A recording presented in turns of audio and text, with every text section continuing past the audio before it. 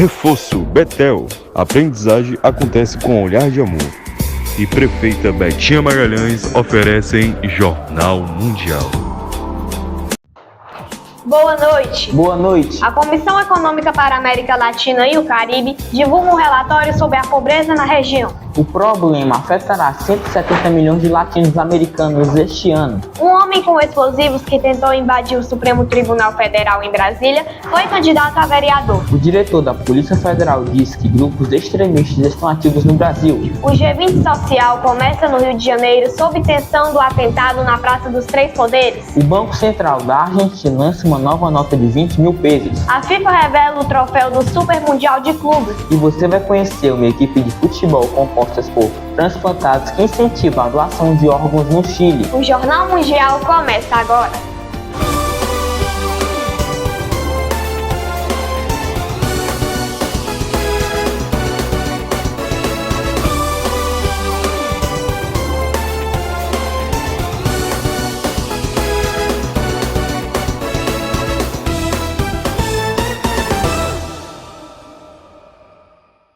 O Brasil teve uma manhã de quinta-feira de procura por respostas sobre o atentado na capital federal. No Rio de Janeiro, que abriga o encontro do G20, a tensão não diminuiu a confiança na mobilização da polícia para a cúpula.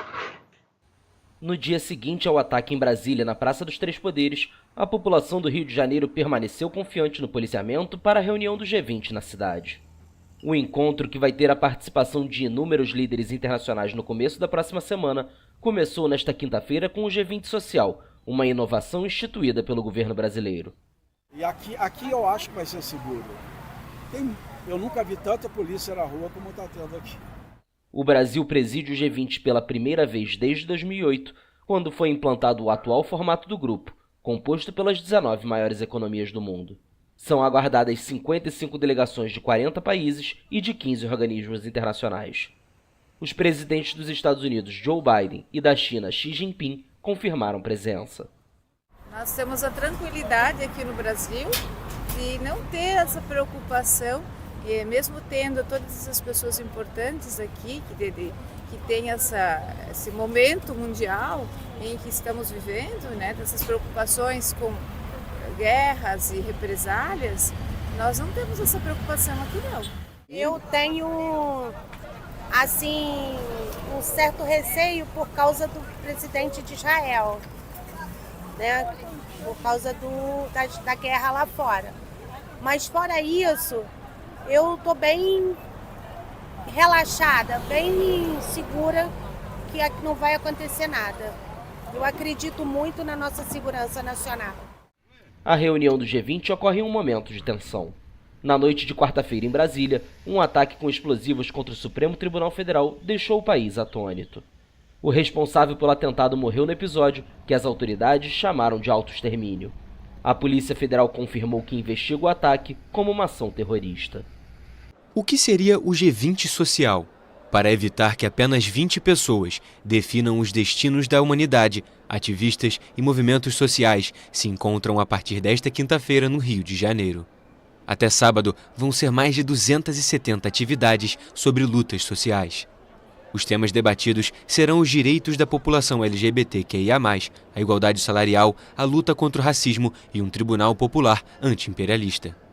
O objetivo é incluir a sociedade civil na reunião, que será realizada na segunda e na terça-feira pelos líderes das maiores economias do mundo. Esse evento de 3 dias é uma ideia do presidente Luiz Inácio Lula da Silva. O acontecimento ainda conta com a presença dos ministros da Fazenda Fernando Haddad e das Relações Exteriores Mauro Vieira e da primeira-dama Rosângela Janja da Silva.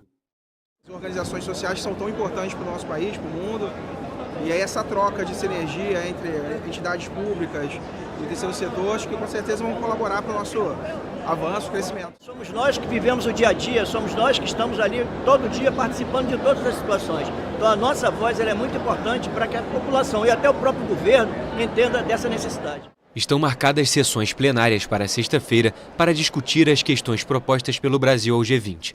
Combate à fome, à pobreza e às desigualdades, sustentabilidade e mudança climática e também a reforma da governança global. O governo brasileiro espera que o documento seja incorporado na declaração final da cúpula.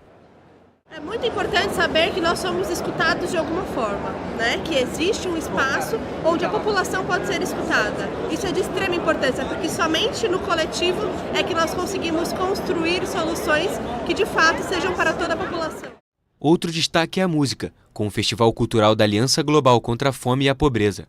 Apelidado de Janja Palusa pela imprensa por ser promovido pela primeira-dama, a celebração vai reunir ícones da música brasileira, como Zeca Pagodinho, Seu Jorge, Daniela Mercury, Maria Rita e Alceu Valença.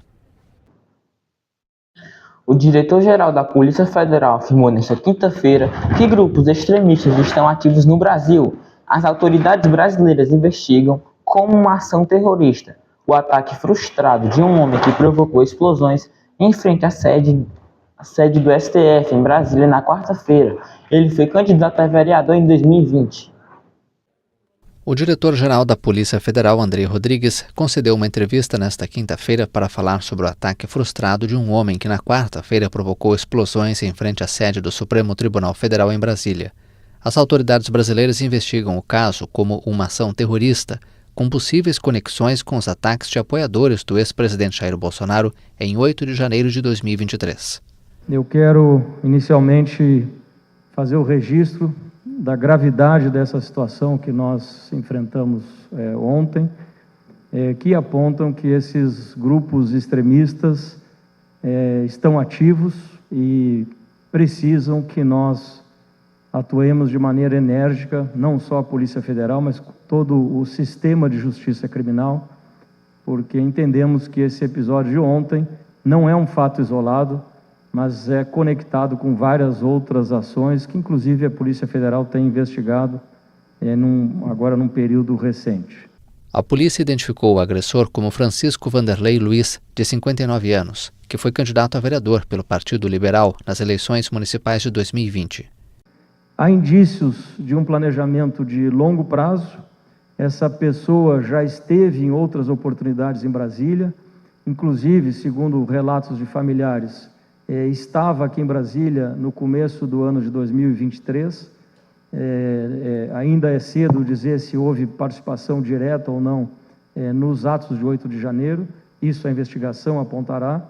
O agressor havia chegado a Brasília meses antes de realizar o ataque na quarta-feira e alugado uma casa e um trailer, onde foram encontrados mais explosivos de fabricação artesanal. Nossa equipe fez buscas na residência da Ceilândia e, felizmente, utilizamos a boa doutrina da nossa instituição, da Polícia Militar também, para fazer a entrada nesse tipo de ambiente. E entramos com um robô, o nosso robô antibombas.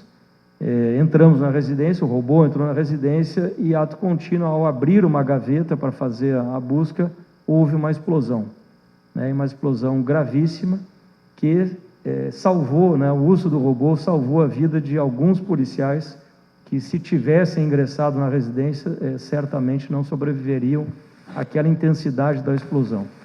O ataque ocorreu antes de o Brasil sediar a cúpula dos líderes do G20 no Rio de Janeiro na próxima semana e de uma visita de Estado do presidente chinês Xi Jinping a Brasília. O homem que carregava explosivos e morreu na quarta-feira após tentar, sem sucesso, entrar no Supremo Tribunal Federal em Brasília foi identificado como Francisco Vanderlei Luiz. A Polícia Civil também informou que o veículo que explodiu pertencia a ele. Francisco Vanderlei foi candidato a vereador pelo Partido Liberal do ex-presidente Jair Bolsonaro nas eleições municipais de 2020. O atentado aconteceu poucos dias antes de o Brasil receber, no Rio de Janeiro, a reunião de cúpula de líderes do G20 e de uma visita de Estado do presidente chinês Xi Jinping a Brasília. As autoridades trabalham com as hipóteses de suicídio ou de que Vanderlei seria um lobo solitário. As explosões, que ocorreram em um intervalo curto por volta das 7h30 da noite, não deixaram nenhum ferido. A sede do STF fica na Praça dos Três Poderes, onde também estão situados o Palácio do Planalto e o Congresso Nacional, que não foram afetados. Por questões de segurança, toda a área foi isolada. A Comissão Econômica para a América Latina e o Caribe divulgou nesta terça-feira o panorama social da região este ano. O relatório mostra que a pobreza vai afetar 170 milhões de latinos-americanos em 2024.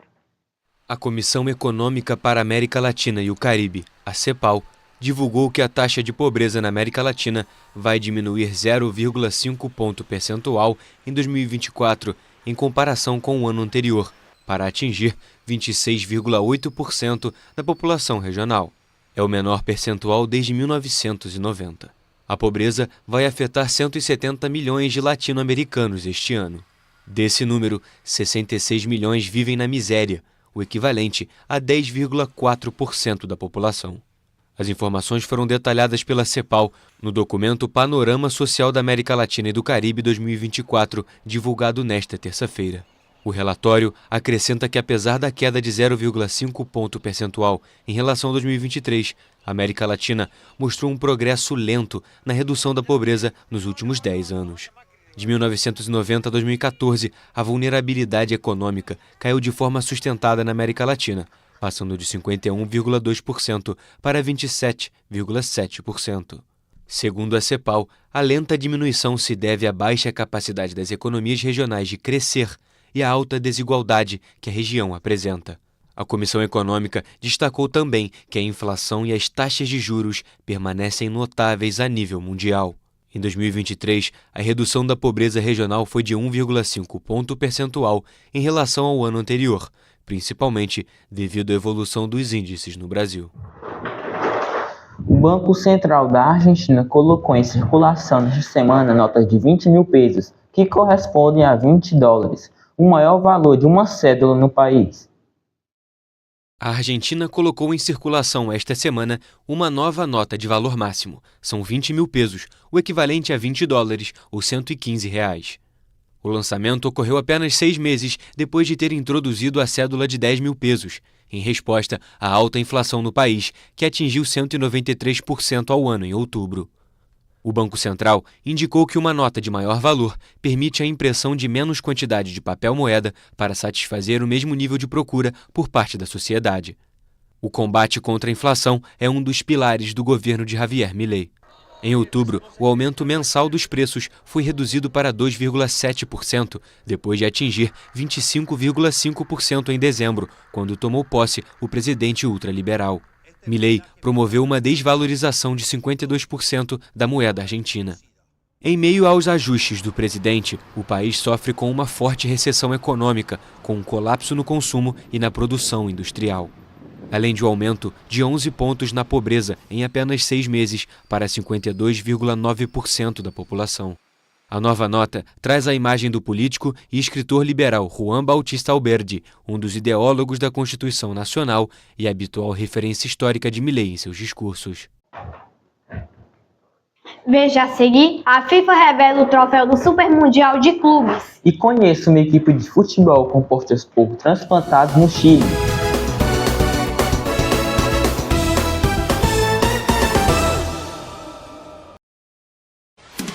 Jornal Mundial é patrocinado por Prefeita Betinha Magalhães, Ebert Importados, a loja mais amada de Camusim, e Reforço Betel. A aprendizagem acontece com um olhar de amor.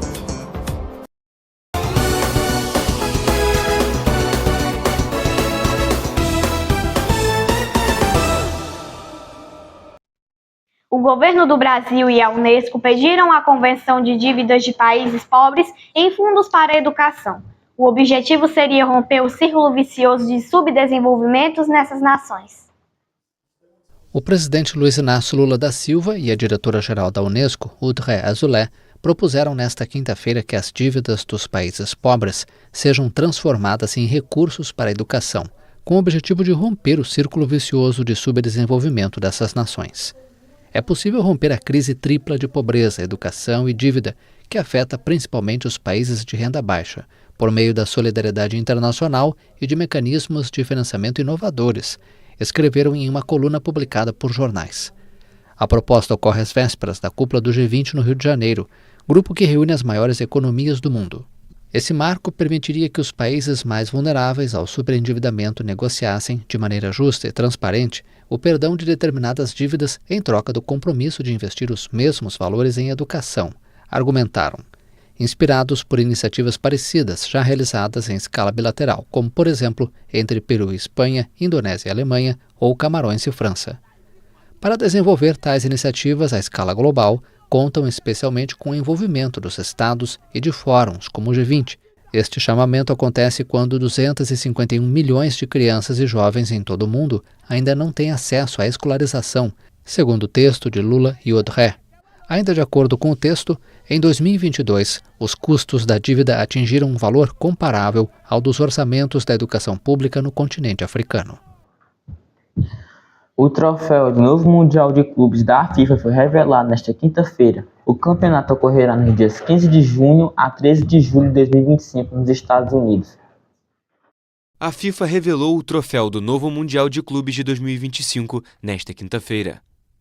O presidente da entidade, Gianni Infantino, explicou sobre os detalhes da taça e os significados representados nela. A remarkable equivalent to our iconic FIFA World Cup. Um equivalente notável à nossa icônica Copa do Mundo da FIFA é um símbolo revolucionário de um futuro novo e brilhante para o futebol de clubes, mas também inspirado no passado.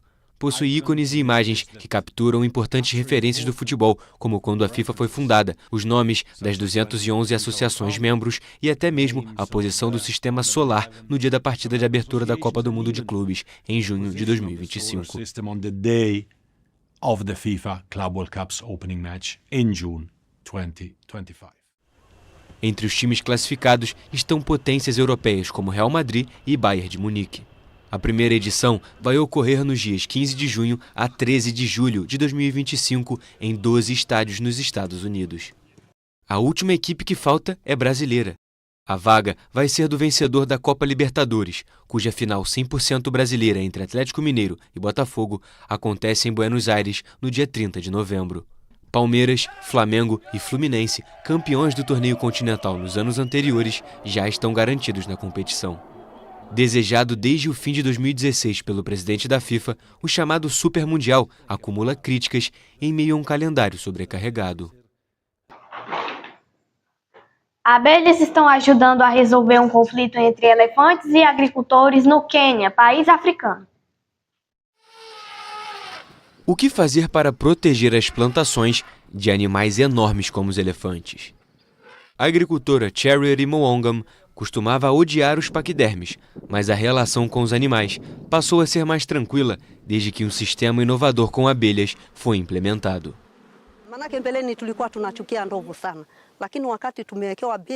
Odiávamos muito os elefantes até termos as cercas de colmeias que nos fizeram aprender a conviver com eles. Agora estamos com boas colheitas na parte fechada da fazenda, cercada pelos insetos. Quando o elefante se aproxima e sente a presença das abelhas, eles se afastam e seguem uma rota alternativa.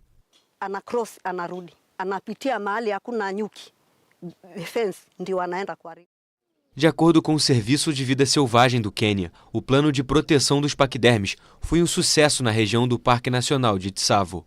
O resultado gerou um aumento de cerca de 6 mil animais da espécie na década de 1990 para 15 mil em 2021.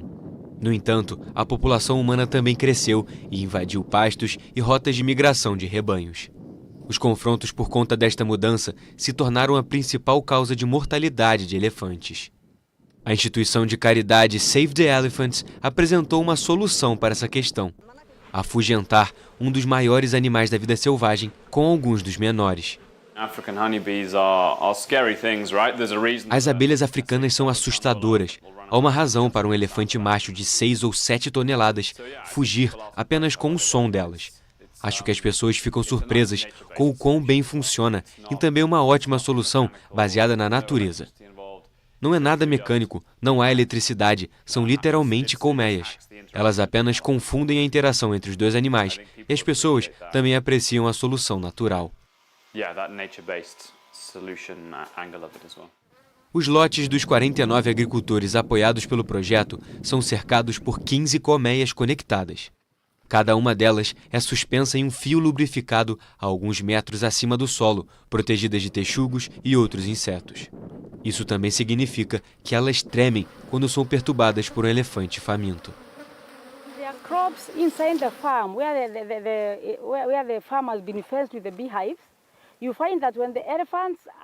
Quando há culturas dentro da fazenda cercada com colmeias, quando os elefantes se aproximam da fazenda e atacam, eles normalmente empurram o arame e as abelhas vão tremer, vão sair e atacar o elefante nas orelhas e na tromba. Assim que eles ouvem e sentem o cheiro, fogem.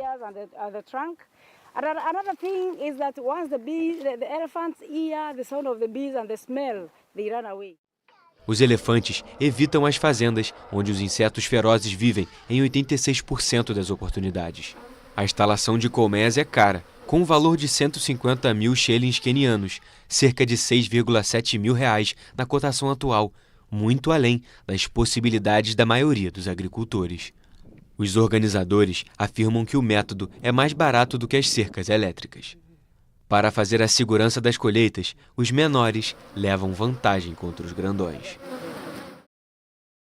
Uma equipe de futebol composta por transplantados incentiva a doação de órgãos no Chile. Um jovem que tinha o sonho de se tornar jogador de futebol foi interrompido por uma doença hepática. Mas 2 transplantes lhe deram a oportunidade de renascer e jogar novamente. Héctor Sánchez queria ser jogador de futebol, mas uma doença hepática interrompeu seu sonho.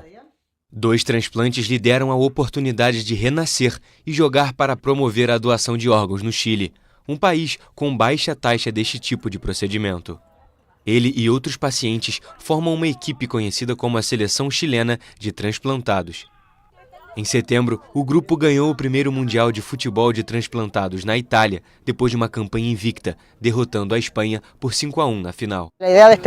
A ideia dessa Copa do Mundo e a de todas essas atividades que estão sendo feitas é incentivar a doação. Eu acho que é algo super importante, porque se não fosse a doação, se não fossem as pessoas que estão por trás de tudo isso, talvez eu não estivesse aqui, a história seria diferente. Então eu acho que isso é o mais lindo, a questão de poder dar às pessoas uma segunda chance de vida.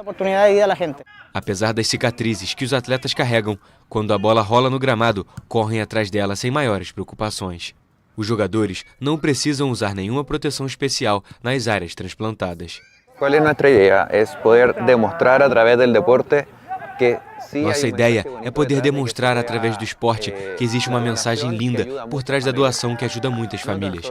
Não só para o paciente, claro, mas é um benefício familiar, um benefício global, que uma pessoa possa se reintegrar na sociedade de uma forma normal, para levar uma vida normal. Cerca de 2.200 pessoas esperam por um órgão no Chile atualmente. Apesar de contar desde 2010 com uma lei que impulsiona a doação, o país tem uma baixa taxa de transplantes, 10 a cada 1 milhão de habitantes. O número não aumentou no país desde a promulgação do ato que estabelece que todo maior de 18 anos é doador em caso de morte. Isso ocorre principalmente pela oposição das famílias do potencial doador, que podem se negar a entregar os órgãos depois que o óbito é declarado. Linda história, né? É verdade, inspiração. O Jornal Mundial de hoje termina por aqui. Para rever nossas reportagens, volte o vídeo aqui no YouTube e não se esqueça de seguir nossa página lá no Instagram, TV Mundial Oficial. Boa noite e até amanhã. Boa noite.